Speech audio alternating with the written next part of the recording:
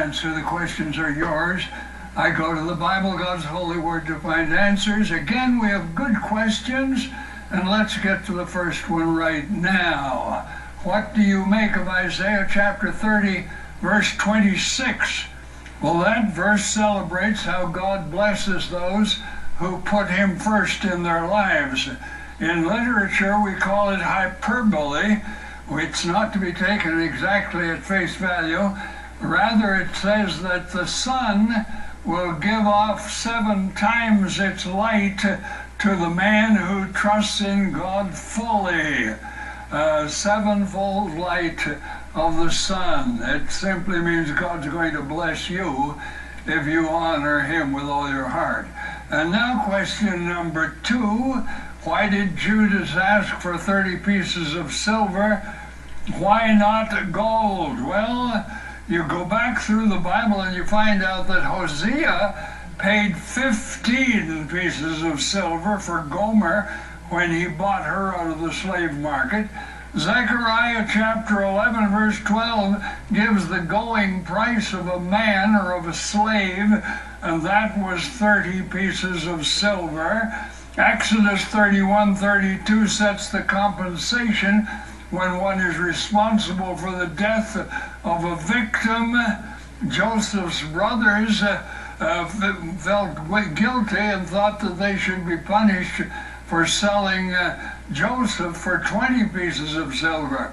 Well, the Jews took very seriously the traditions of the elders, and really Zechariah chapter 11 verse 12 says that the price of a man is 30 pieces of silver, and that's exactly what Jesus was sold for.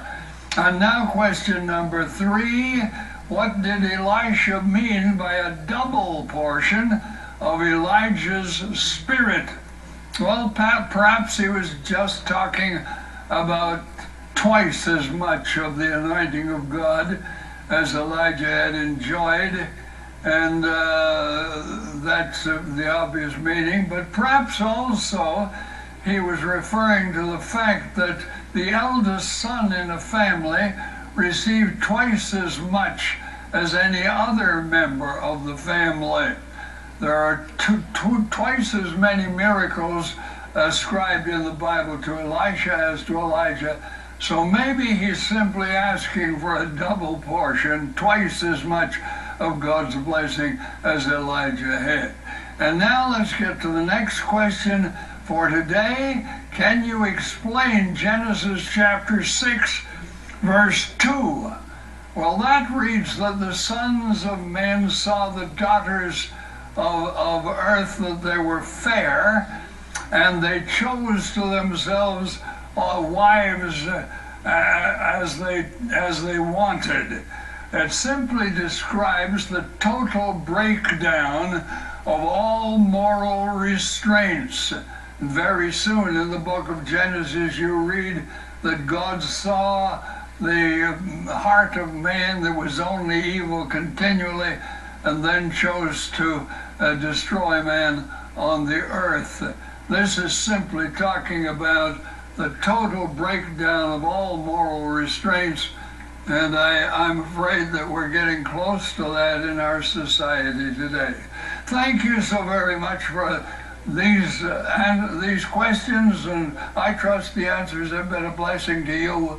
If you have a question you'd like me to use on the Bible as the answer, please write it out, send it to me. I'll be pleased to hear from you, and I'll get to your question on the air just as quickly as I can. And when you write, all the address you need is simply Faith to Live By, Box 426, Winnipeg, Manitoba, and the code is R3C2H6. Let's listen now to the male quartet, When I Survey the Wondrous Cross.